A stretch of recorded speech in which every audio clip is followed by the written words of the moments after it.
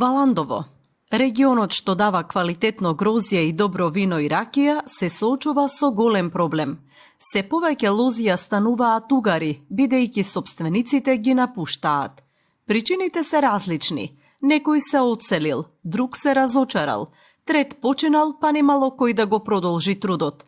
Дека нема млади лозари сведочи и Маријан Белчовски од село Раброво, Валандово.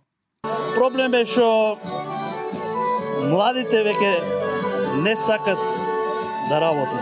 Ние сме веќе, може да кажем, и последни генерации, се напуштаат лозјата, ако умре стопанот и се познава кој е грозје да е.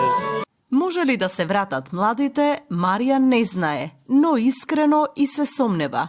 Иако годинава лично е задоволен од продажбата.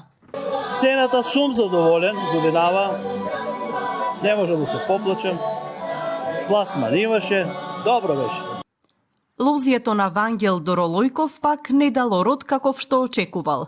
Било на подалечна локација каде фател град, па не скинал ниту еден грозд.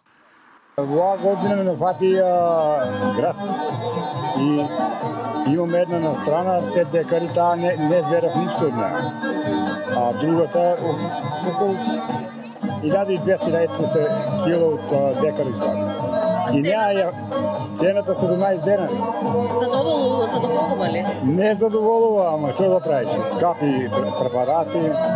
Според Државниот инспекторат за земјоделство, годишно се произведуваат околу 100 милиони килограми грозје.